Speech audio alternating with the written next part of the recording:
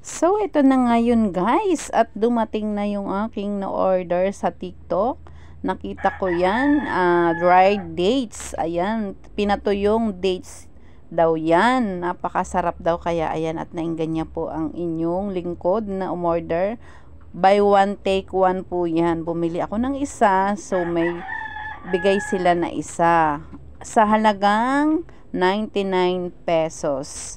At yun ay free shipping pa. So ayan, at kaya ako'y napa-order na nga. At titingnan na natin, bubuksan natin kung ano nga ba ang nilalaman nito. At napakasarap nga daw nito. So ito ay pwede kasi wala siyang masyadong, hindi siya masyadong matamis. So kung ikaw man ay diabetic, so bagay na bagay din daw ito sa atin. Kasi hindi siya ganon katamis. So ayan na nga, at tikman natin. Oh, masarap. Masarap nga siya. At inalo ko ang aking asawa. Ayaw niya. Katabi ko dyan ang aking darling. Ayan, habang tinitikman ko ang aking order. Napakasarap nga niya guys.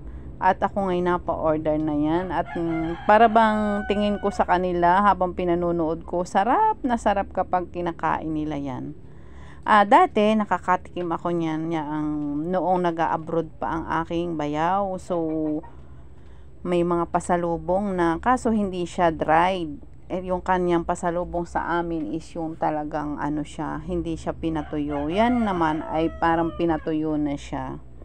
So tapos hindi siya ganun katamis, kaya napakasarap niya. At pwede sa, hindi siya mataas sa sugar. So ayan na nga, at tayo ay talagang kumain na tayo dyan. Napakasarap, at pwede pang ulitin ang pag-order. So at ginawa ko na nga, pinapak ko na lang siya ng pinapak, at pwede daw naman nga, at hindi naman high sugar, at hindi siya ganun katamis. Kaya ayan, at enjoy na enjoy sa pagkain si Inday. 'Di ba? Kaya kung gusto nyo, umorder na rin kayo. Kaso hindi ko alam kung meron yan sa Shopee or ano, kasi sa TikTok ko yan nakita. Kung meron nga yan sa Shopee, baka nailagay ko ang link dito, pero hindi ko alam kung meron yan sa Shopee. Titingnan ko rin kung meron, para mailagay ko ang link dito sa ating video. So ayan, so ayan guys, at halos ako ang nakaubos niyang isang pack na yan.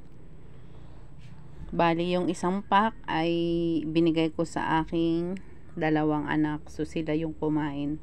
So yan, naglalaman siya guys ng parang 25 pieces ang bawat isang pack na ganyan. So inubos ko yun, 25 pieces, kasi ang asawa ko naman is ayaw niya hindi siya mahilig sa mga ganyan. Kaya ayan, at ako ang umubos talaga niyan. Yung isa sa aking mga anak, gusto din naman nila, kaya ayan, at tag-isa kami. Masarap talaga naman siya.